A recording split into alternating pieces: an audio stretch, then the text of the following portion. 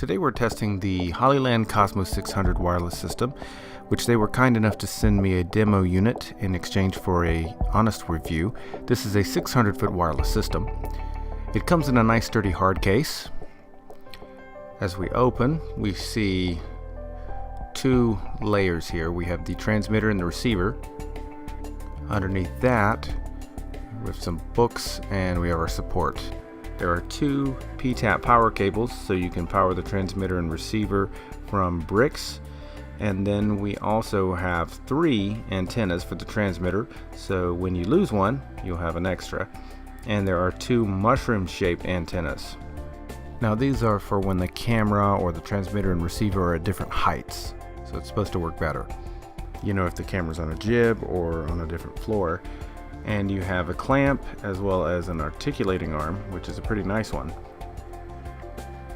We have a USB cable for updating the firmware and a power source if you want to go with wall power. Altogether, these are the accessories. Pretty much all come with it, everything that you'll need in one nice package. Now the units both take Sony BPU style batteries, but they also come with a P-tap adapter, which is great.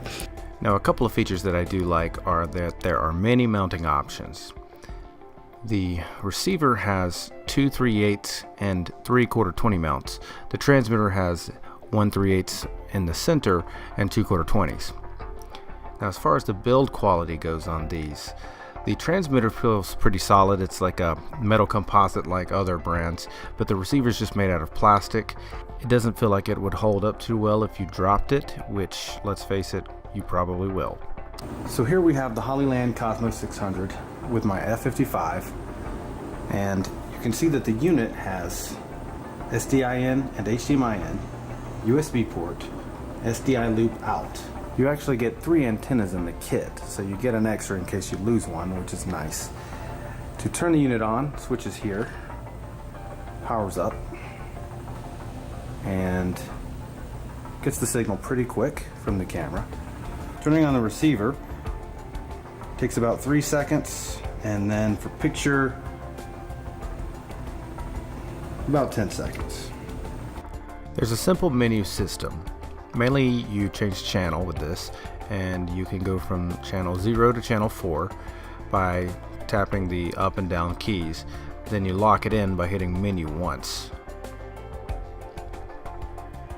I've changed the transmitter to 4 and the receiver to 4, so let's see how long it takes. There it comes in, pretty quick. Okay, so now that we have everything working, let's go test the range on this thing. So I'm outside the front of the building, and signal is still coming in nice and strong. Let's go a little further. So I've come about this far, and the signal is getting a little blocky and is cutting out. There it goes. I just did a measurement, and I'm about 60 feet from the unit going through this wall in this parking lot. Signal's still coming in strong. There's a little bit of pixelation, but it does appear to be playing in real time. Now we're about twice as far away from the truck as we were, and the signal is still strong, playing in real time, and I can't get any further away. So here we are in the studio. We're probably about 50 feet from the unit, but going through a wall and through all this equipment. Signal is still strong. Kind of a real world test scenario. And I have my camera across the lake on top of that little hillock. And it's just getting to be about the point where the signal is getting blocky as he's moving, especially as I start to walk further away. This is about the limit. There he goes. And he's lost. So I'd say about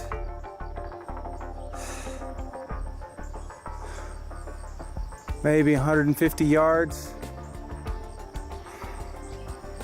And that doesn't include, all right, it's back. So he's very pixelated at times. If I turn away, it gets more pixelated. It's like my body's blocking the signal, as well as those trees right there. So here we are up the road from my house, and you can barely see my truck way down the hill. It's probably about 100 yards away. And I mean, you're rarely going to be much further away from your camera than this, so I wouldn't expect any system to be great at this point. The system is very grainy, but it's still working in real time.